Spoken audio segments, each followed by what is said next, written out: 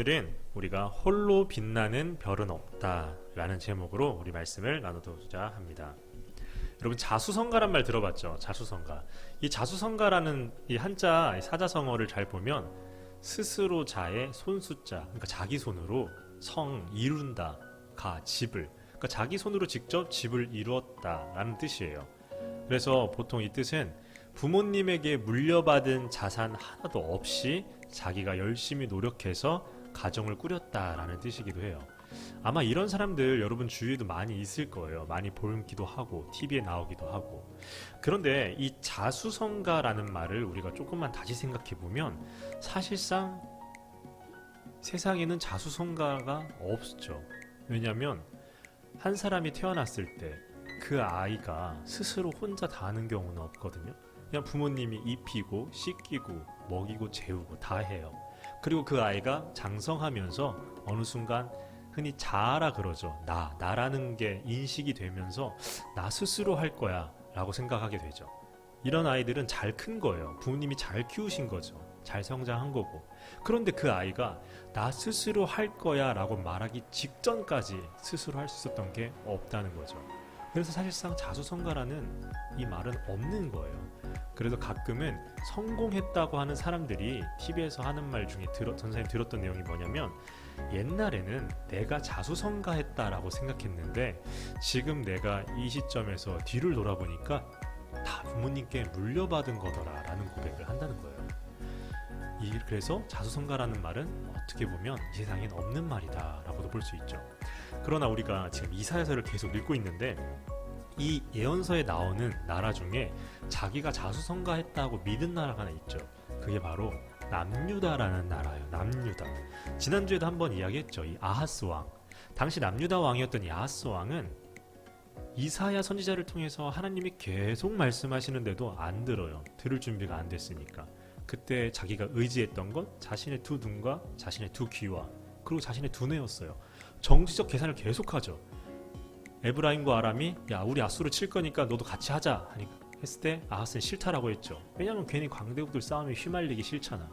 그리고 강대국들끼리 싸우다가 자신끼리 막 박터지게 싸우다가 힘이 약해졌어. 그러면 나한테도 좋은 거잖아. 아하스 입장에서도. 그래서 안 했어요.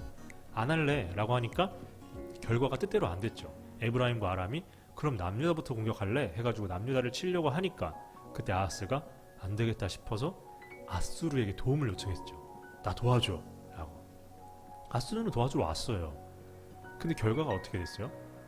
그 도와달라는 것 때문에 아하스도 망할 뻔했어요. 강대국들 싸움에 휘말리기 싫어서 에브라임 아람이 동맹제하는 거 거절했는데 과정은 달랐지만 결국 강대국들 싸움에 휘말렸죠. 자신의 머리를 믿은 아하스 왕, 자신의 두 눈과 자신의 두 귀만을 믿은 아하스 왕의 결과가 바로 이런 거였죠. 완전 이후에는 그냥 아수르라는 나라에게 종노릇하는 신세가 된 거죠. 그런데 하나님은 이상하게도 이 남유다를 향해서 희망의 메시지를 이야기해 주세요. 오늘 본문 11절인데 한번 읽어보도록 할게요. 자, 11절 시작. 그날에 주께서 다시 그의 손을 펴사 그의 남은 백성을 아수르와 애국과 바드로스와 구스와 엘람과 시날과 하맛과 바다 섬들에서 돌아오게 하실 것이라. 아멘. 이 11절 앞을 잘 봐야 돼요. 이 11절 앞에 보면 그날의 주께서라고 되어 있죠. 이 모든 것을 하시는 건 주님이라는 이야기예요.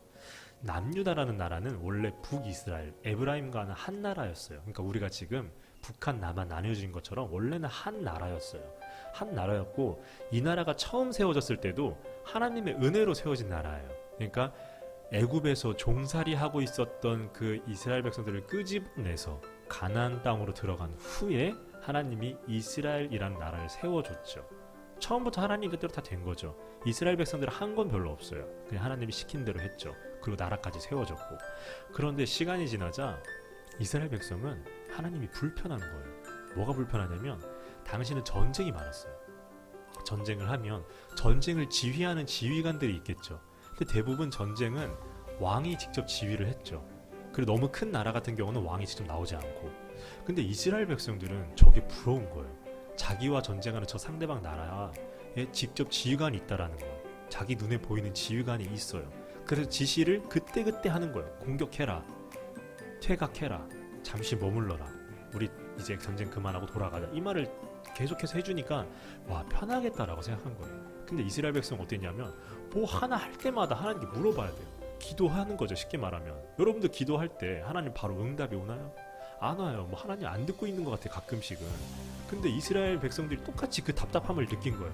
아니 지금 내 앞에 적이 있는데 지금 빨리 들어가야 될 것 같고 빨리 나와야 될 것 같고 때로는 그냥 여기서 머물러야 될 것 같고 진지를 이동해야 될 것 같고 판단은 서는데 하나님은 말씀 안 하니까 답답하잖아요.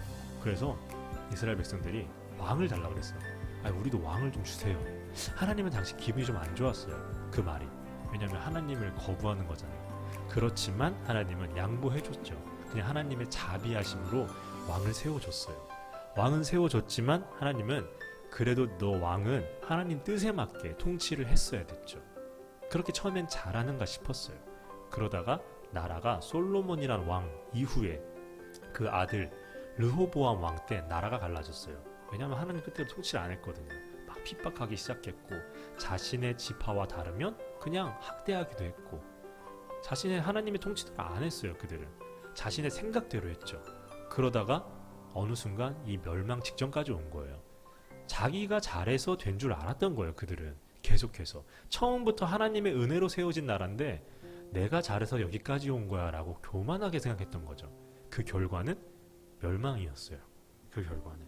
그래서 하나님께서는 참 다행스러운 건 이들을 잊지 않았어요. 남유다란 나라 이스라엘은 하나님을 잊어버렸어요. 하나님이 자신을 도와줬다라는 걸. 그런데 하나님은 그들을 잊어버리지 않았고 포기하지도 않았어요. 하나님이 여러분들에게 똑같이 하고 있다는 거죠. 우리는 가끔 신앙생활할 때 하나님이 존재하시는지 하나님이 내 곁에 계시는지 잊어버리고 생각조차도 안 하지만 하나님은 우리를 잊지 않으시고 포기하지 않으셨다는 거예요. 그래서 하나님은 그들에게도 똑같이 얘기했어요. 내가 다시 세우겠다고. 내가 너희를 다시 불러 모으겠다라고. 우리 12절 한 번 더 읽어볼게요. 12절 다 같이 12절 읽어볼게요. 자 시작. 그래서 열방을 향하여 기치를 세우시고 이스라엘의 쫓긴 자들을 모으시며 땅 사방에서 유다의 흩어진 자들을 모으시리니. 아멘. 우리가 착각할 수 있는 거 하나가 있거든요. 여러분이 지금 이 시점에서 잘 기억해야 되는 건 내가 노력해서 뭐가 됐다라고 생각하는 건 착각이라는 거죠. 우리가 노력해야지만 잘 될 수 있는 건 맞는데 노력한다고 다 되는 게 아니라는 거예요. 여러분들에게 보여줄 구절이 하나 있어요. 잠언 16장 9절이에요. 잠언 16장 9절 한번 띄워주실래요? 우리 잠언 16장 9절을 한번 다 함께 읽어볼게요. 자 시작. 사람이 마음으로 자기의 길을 계획할지라도 그의 걸음을 인도하시는 이는 여호와시니라. 아멘. 이 말은 하나님이 결국 허락하셔야만 가능하다는 이야기입니다.